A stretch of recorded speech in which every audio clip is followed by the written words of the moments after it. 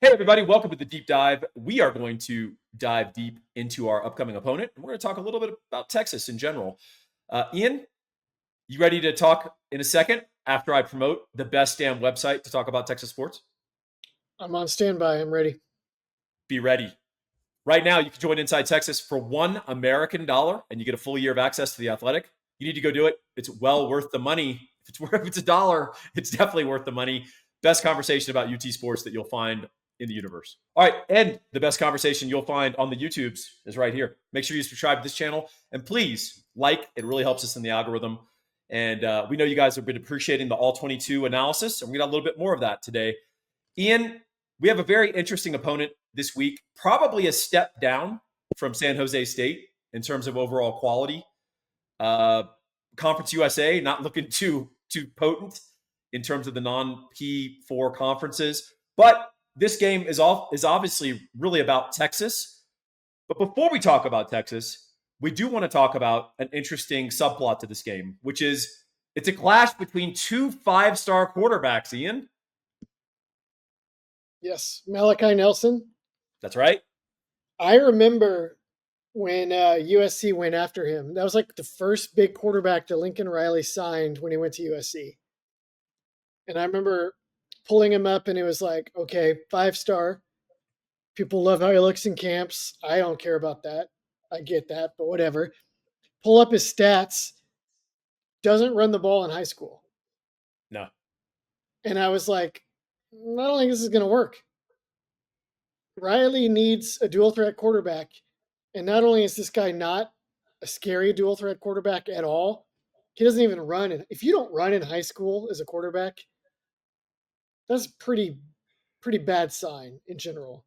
Well, you know what's interesting, Ian, is that he is athletic enough to run. So he's not a statue in the pocket per se. He's a little, especially in high school, he's a little slightly built. And I think the issue was he didn't like the contact aspect of running the ball. He was like 170, which probably didn't help.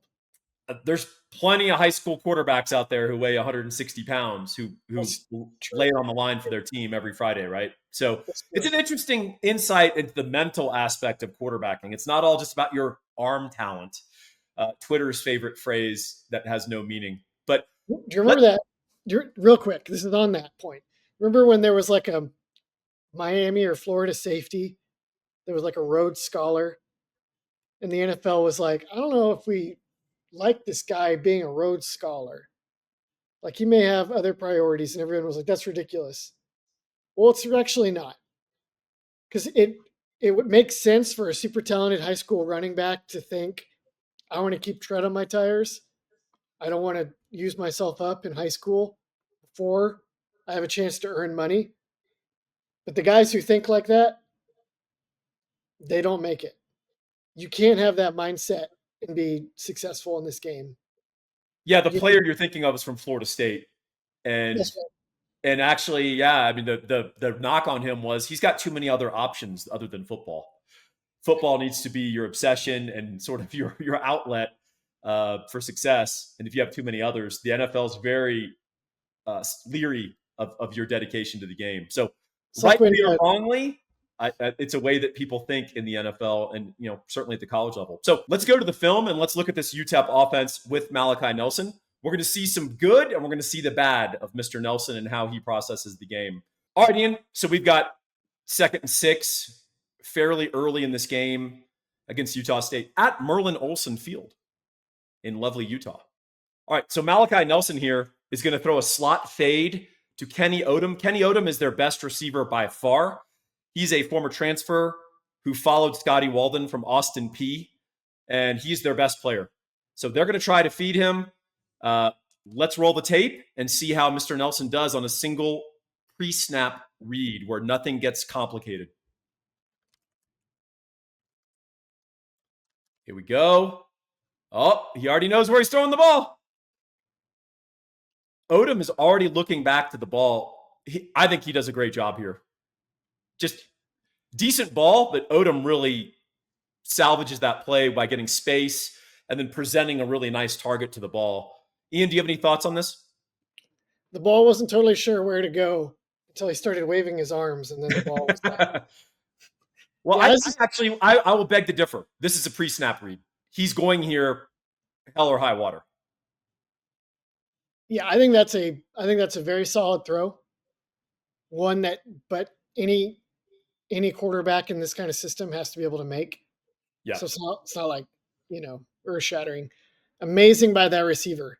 This is What the second helps? What helps Nelson's read here? What coverage is Utah State in here? single high. Yeah, they're in man. Yeah, man, no less. So he doesn't even have to worry about the corner. It's just the slot has all that room outside to get open, and he's throwing to a spot based on It, his line. it's I've got a better player than your player. I'm going to throw it to where I'm supposed to. My guy's going to body adjust and make a great catch, and it's 6 points for the UTEP Miners. Now, Ian, let's contrast Mr. Nelson when a coverage isn't so clear. I think it's clear. You think it's clear, but Malachi Nelson doesn't think it's clear. So let's run that next clip. All right, here we are. Fly over. We are so we're looking initially at basically 3 across in the middle, right? Yeah. There's a good chance when you see this. I mean, there's a lot of things that could happen, but this is kind of a classic cover 3 look, isn't it? If it plays out the way that our esteemed producer has drawn it, then absolutely. All right, let's see. Malachi Nelson, he's got his read. It's Oh, like he I'm was right. throwing this hell or high water. And interception. And he got his receiver destroyed, throwing into triple coverage. Ian, you want to break this down for the people of the seeming window that Malachi Nelson thinks he sees? Because I think he thinks they're in man coverage, and they're pretty clearly not. Go ahead. I hope you didn't think that. When you have a linebacker out there, it's probably not man. This couldn't have gone much worse because not only was the ball picked, but the safety is able to just like get a gut shot into his best player. So from this But all 22 perspective from the back, I want to show you something about this safety. Look at number 4. He's backpedaling, and now he's opening up. He's opening up his hips. He's turning his shoulders. The minute you see that, you're cooked. That guy, he destroyed poor Odom. And then the back guy, the back corner, who has the back third, he is dropping into zone. I mean, this is crystal clear what's happening here. And Malachi Nelson is just auto throwing. I am throwing this route. It's the same route that scored a touchdown earlier. I'm going to do it again. That's about as complicated as his reads get here. He seemed to think interception. He seemed to think he could fit it into the seam, but the ball is not good enough for that because you need to go under the corner for that to even have a chance at working. And then does he ever even look at the safety to look him off so that he can't run downhill on that? No, again, this is an auto read. And one thing you may have noticed in the first clip that we showed you, he did subtly at the beginning of that play at least give a little look this way to get that safety to freeze. And then he turned and threw the ball, right? This time, I'm just throwing it. I'm going to lift my back leg too as I throw it just because I can, right?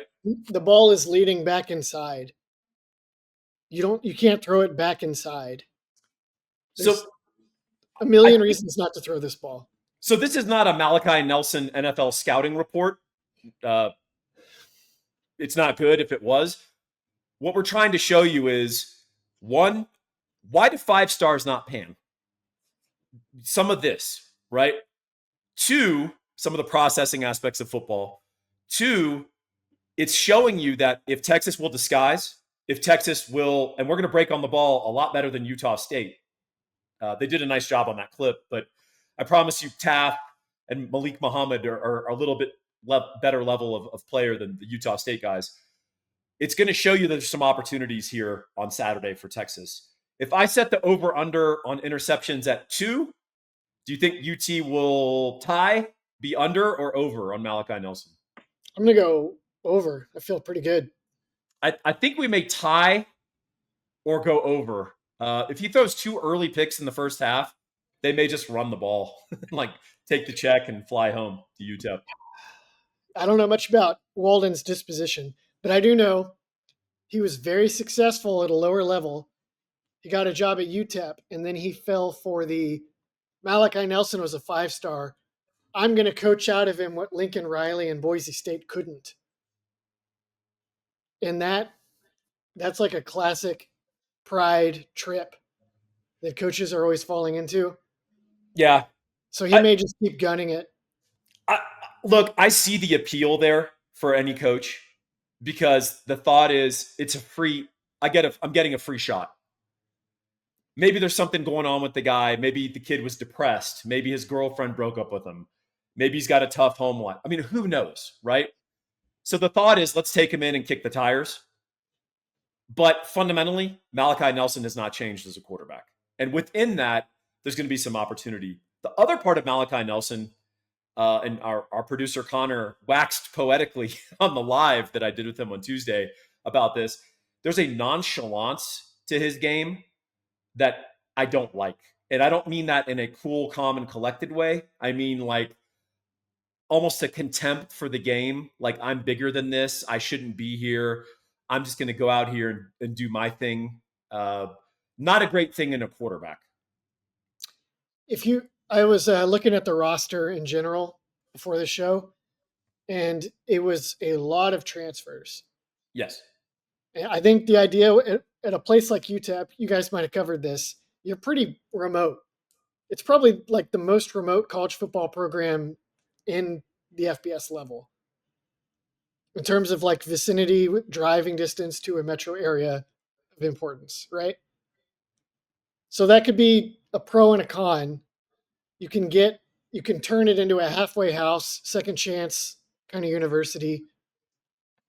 But at quarterback, I would go into these Texas high schools and get the 2 and 3-star guys, like the guy that is a preferred walk on for Texas this year. I'd be getting guys like that if they really want it and say, do you want it bad enough to come out to El Paso and grind with me for a couple years over this? I would not be taking chances like this at quarterback. Yeah, the kind of guy available to you in the Texas high school system is a guy like John Mateer, a guy like Bryson Here's an Daly. amazing example. Yeah. Bryson Daly, quarterback at Army. Like those are the types of guys that you can get. Texas is full of spread offenses and full of quarterbacks who every Friday night they go out and one man gang it for their team to try to win it.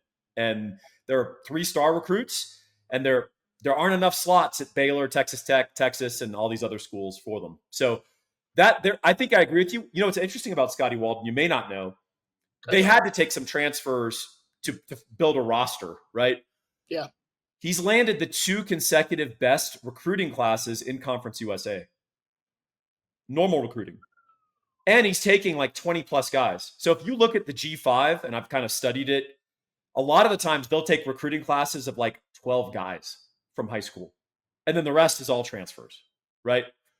He's taking full recruiting classes from the high school level. And he's thinking, I'm going to develop these guys and eventually create a real program. Now, the downside of that is, are you just creating a farm system for the University of Houston?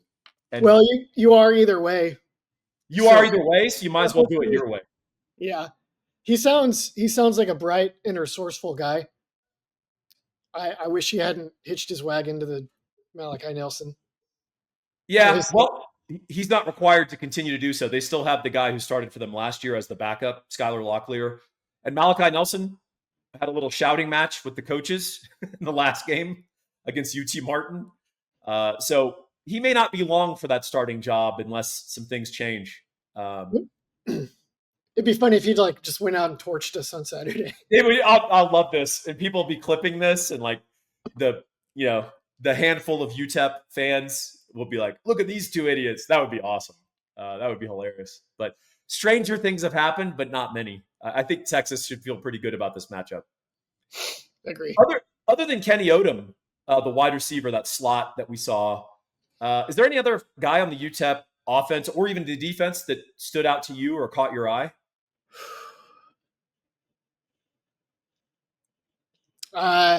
not any individuals. I watched mostly the defense.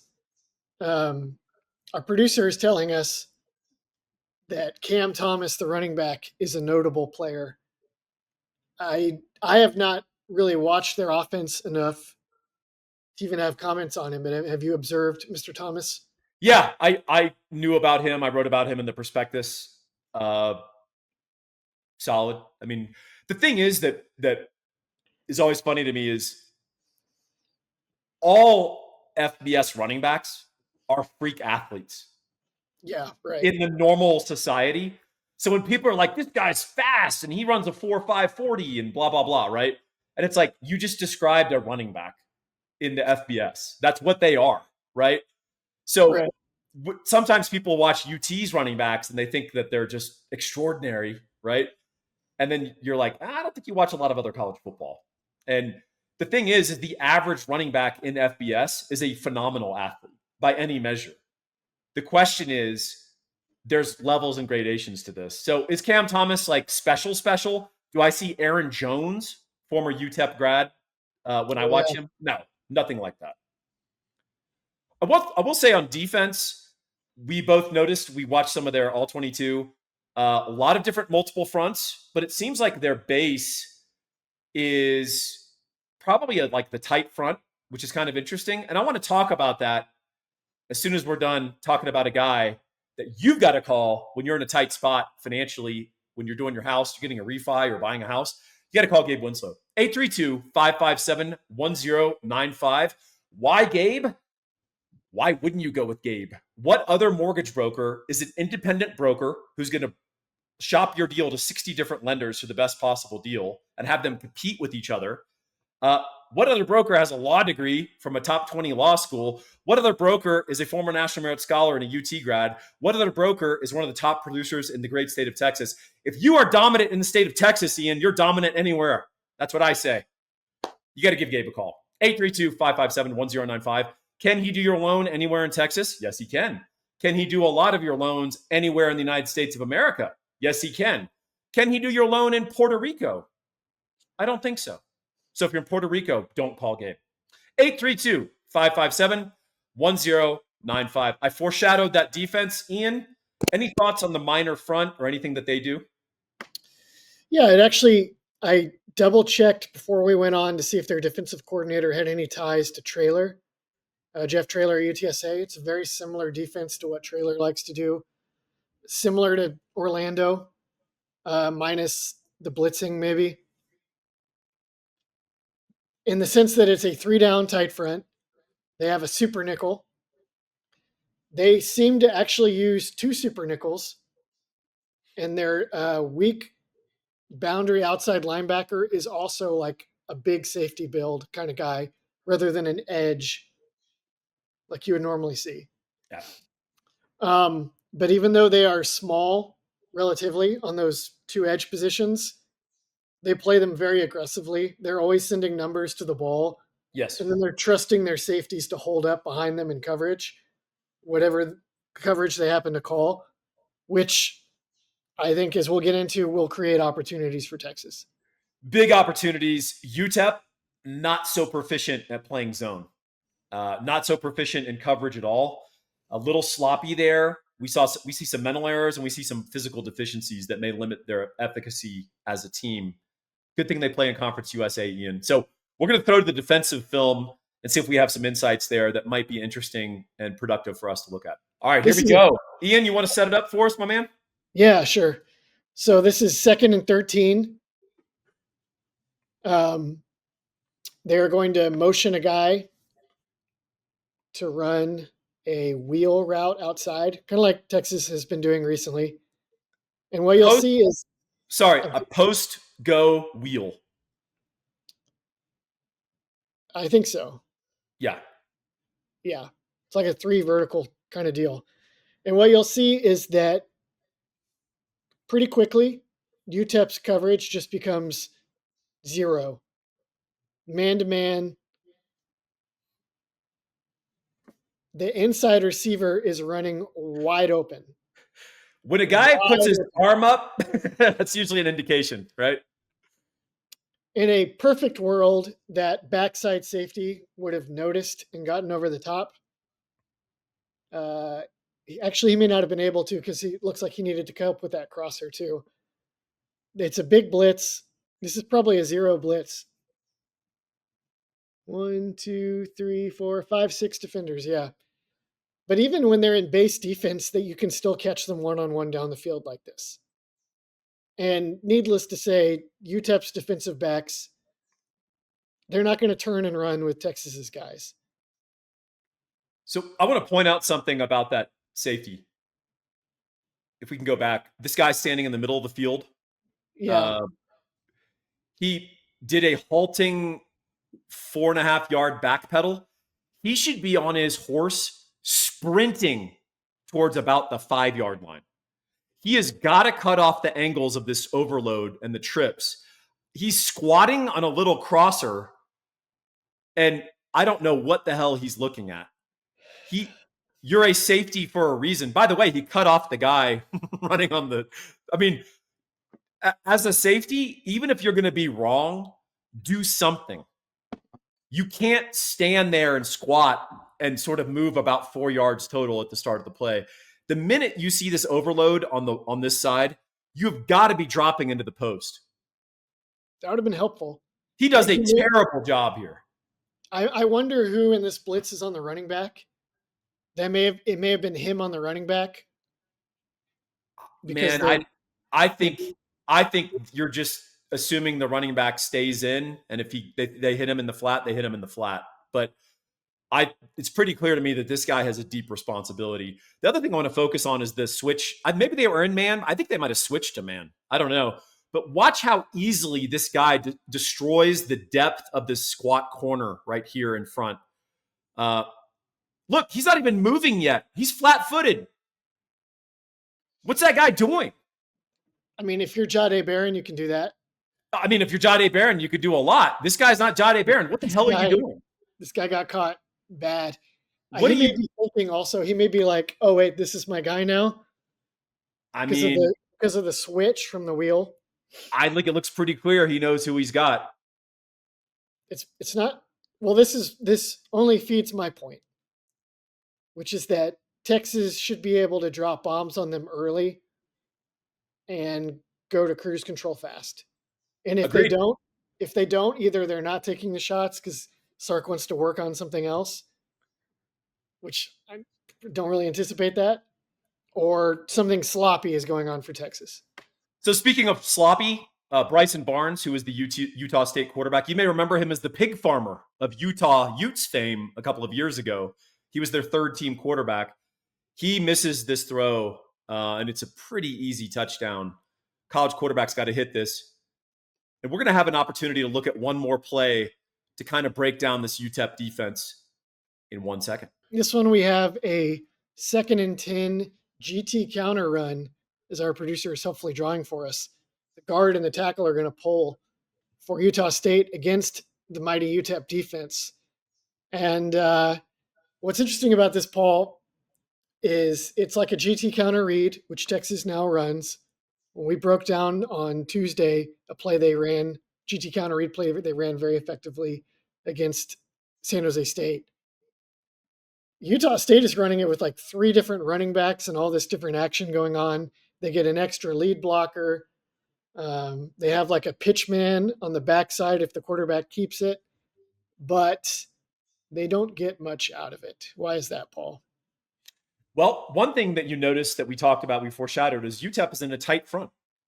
And that means they've got 3 defensive linemen inside the tackles. So you're going to see a nose. You're going to see a guy lined up play side in what we call a 4-eye with a slight shade inside. And you've got a guy backside who is in a 4-eye, slightly shaded inside. And basically, it's really hard to run, particularly with 2 linebackers stacked behind them. So what they're trying to do is basically say, you're not running inside of us. You got to get outside on us if you want to run. And Utah State actually does a pretty good job on their down blocks. They do a nice job on the front side. In addition to the front, in addition to the linebacker stack behind, you're going to have a free man who's currently off screen, a safety for UTEP. He is going to come and fill, and he's unblocked, and there are no blockers for him. Boom. Makes the tackle right there. So that is the UTSA sort of trailer approach that Ian was talking about, where you send extra men to the ball to shut down the run. Now, ideally, you want to be able to pull this ball from the running back from that same action, have old Bryson Barnes drop back and throw a streak route or a slot fade and try to make that a 60-yard explosive pass play. But UTEP is determined that you are not going to run the ball inside of them and you're not going to run counter gaps. So can Texas impose their will on them anyway? Or are we going to have possibly a little bit of a frustrating run game, but tons of opportunities in the passing game? What do you think, Ian? Yeah, there's two ways that can go. There's Arch could throw a gazillion RPOs, like a couple bubbles and slants that just are taken to the house by DeAndre Moore or somebody. Yep. Wingo, that'd be a nice way to get Wingo going. Hit him on something quick and easy like that.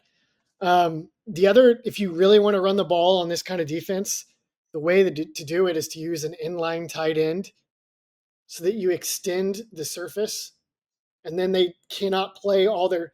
Part of what makes that defense hard is that they have 4 off-ball linebackers that converge on the ball.